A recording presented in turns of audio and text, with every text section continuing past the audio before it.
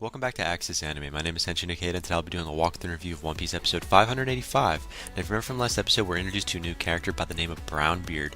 Now, he's a former pirate who's half alligator, half human, and he's attacking Luffy basically because he has Zoro's identity kind of screwed up. He believes Zoro is the samurai that he's looking for, and he believes, well, if the samurai is with Luffy, then obviously the Straw Hats have to be their enemies.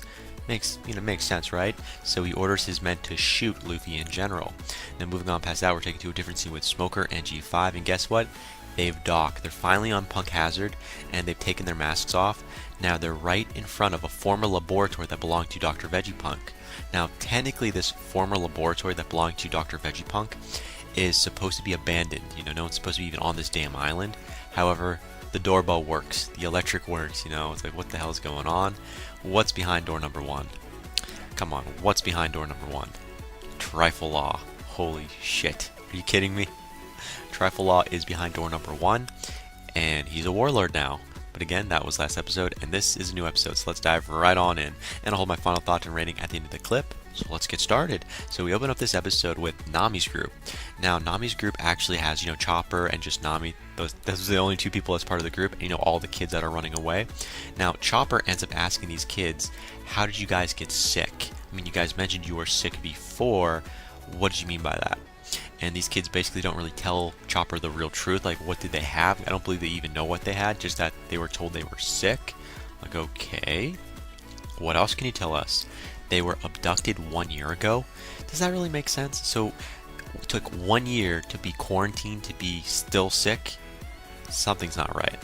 So again, if you didn't understand that, these kids were abducted 1 year ago because they were told they were sick, and they were abducted right in front of their own houses, just so they wouldn't infect their parents, or at least that's what they were told.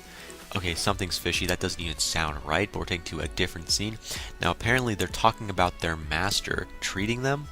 So whoever saved these kids, they call him Master. They don't give him a name. They just call him Master. So I guess that's a name. But Master? Really? I don't like that name.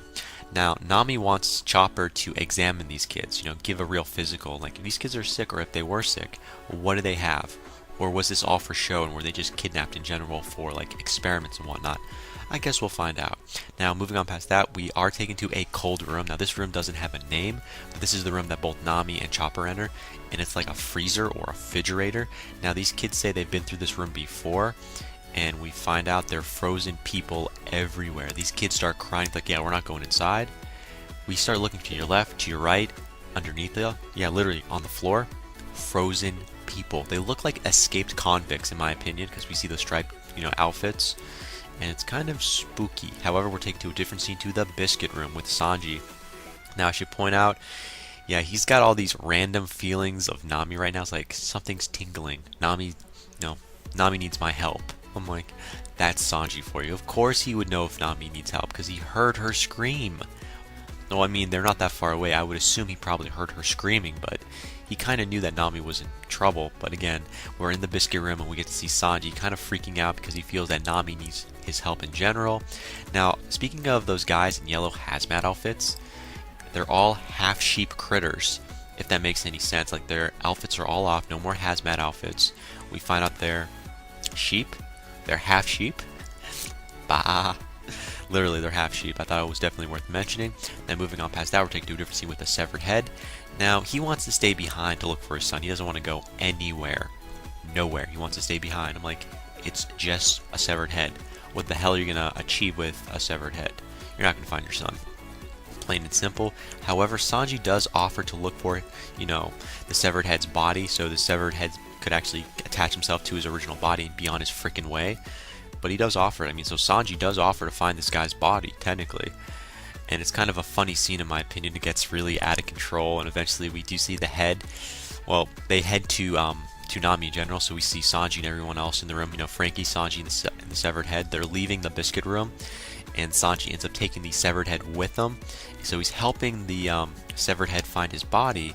I don't know if he's going to help him find his son, but he said he was going to help him find his body.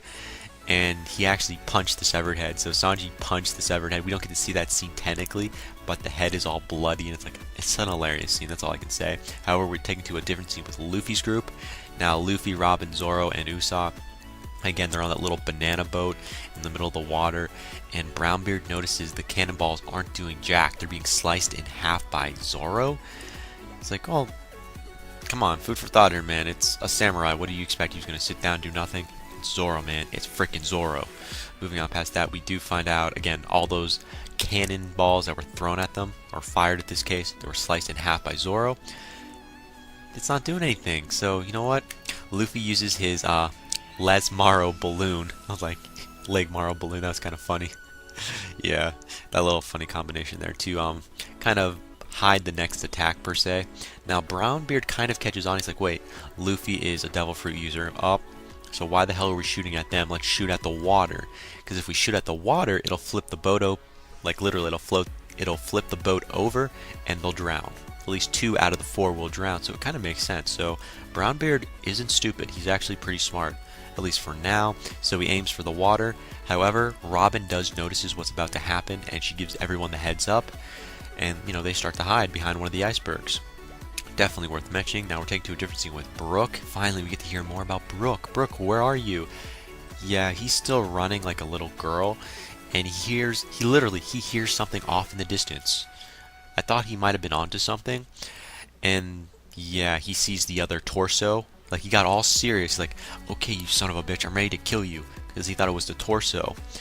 And it was the torso, but it was just falling down the cliff, per se, like the hill.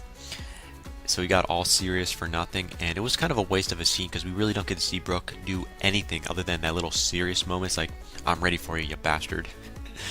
And he's like, yeah, I'll pretend like I didn't see this. So we're taken to a different scene with the main entrance of the laboratory, the former Dr. Vegapunk laboratory, of course, you know, with Smoker and Trifle Law. And Tashigi plays back the recording of the emergency message that they picked up with, you know, Luffy and this random guy that's on the island. That was their proof that there was something going on this island. That's why they were there to investigate. And they're trying to explain this to Trifle Law. And Trifle Law basically calls the lab his vacation home. Yeah, and then he basically tells G5 to go home. No one else is here. Go home. I'm like, come on, man. And then they overhear kids. Just when G5 was about to leave, or looked like they were going to, they overhear the kids, you know, Nami's group, which is inside. They're heading toward the exit, and they overhear the kids. Like, wait a minute. Trifle Law, you just said there was no one else on this island. Yeah, so we see Frankie, as well as everyone else, jump out of the actual laboratory. Like, yeah, we're finally free. Right into G5. And like, I thought it was hilarious. And then they turn around and they head for the back door. Yeah, they literally just turn around and like, yep, can't go this way. G5's here, the Marines are here. And the kids are like, they're going with it. You know, they're riding. Frankie's actually, he looks like a tank or something, but they're riding him. And everyone's, I guess, they're running for the back door away from the pirates. Definitely worth mentioning. Now, G5 really doesn't do anything, but they're all ready to do something, but they're not really doing anything. Now, I should point out, Law takes the offensive. He's like, shit, I've been caught in a lie. I don't know what side he's on right now. Manga-wise, yes, I do know, but I'm not talking about the manga right now. I'm focusing on the anime. We see Trifle Law. After the Straw Crew retreats, and they're going to the second door, of course, he takes the offensive. He uses his power, you know, his Devil Fruit power to pull up the G5 ship. And it's kind of freaking all the guys out. He's using his power. And now we get to see Law versus Smoker. But again, that's where the episode ends. As for final thoughts, Law versus Smoker. Are you effing kidding me? I can't wait to see this fight. Are you serious? Are you serious? Oh, yeah, I'm serious. Can't wait to see where it's going to head to. Moving on past that, as for Brownbeard, I'm wondering what your next choice of, like, what's your next action going to be now that you know Luffy's a Devil Fruit user? And obviously you can't hit him with cannonballs. What are you going to do? I mean, are you a Devil Fruit user? We really don't know. I mean, are you a Zohan user or Zohan user? You know, can you transform into an animal? Probably not. Maybe that you were already born an animal. We really don't know. We don't know if you're a Devil Fruit user or just a normal, you know, pirate or former pirate. We really don't know. But I can't wait to find out more about you. Moving on past that, one more final thought. If this is Dr. Vegapunk's island, or his former laboratory technically, where is he? is the person that's referred to as Master on the island Dr. Veggiepunk, or is that someone else? Because the kids refer to their savior as the Master, or Master in general, and he doesn't appear to be that all of a good guy, and he looks like he has like a gassy body to begin with. So I want to find out more about that, more of the truth in general. But again, that is it for my final thoughts as per my rating. 4 out of 5. Now I'm giving this a 4 out of 5 because of Smoker vs. Trifle Law. Even the build-up was worth it. I'm not going to give any points for emotion, drama, because there wasn't any. Even though the kids kind of showed a little, and you know, seeing Sanji show a little concern over Nami, but that still doesn't count. So moving on past that, maybe some information.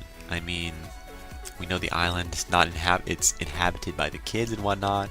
Okay, no, I'm just BSing you. There was no real information. So there was no information. There wasn't any, you know, real major drama scenes. But was there fighting? I would think so. Enough that quenched my thirst. At least the build-up for Trifle Law vs. Smoker. But again, final rating, 4 out of 5. I loved it. I should give this a 3.5 out of 5. But you know what? Technically it's a it's the beginning of the week, so I'm going to give this a 4 out of 5. I'm feeling comfortable. So again, final rating, 4 out of 5. And again, that ends it for my walkthrough review of One Piece episode 585. But definitely comment down below, let me know, thumbs up, thumbs down, definitely subscribe, check me out on Twitter, and follow me if you like. But let me know what you thought of this episode, and let me know what you think's going to happen in the next episode that's coming out.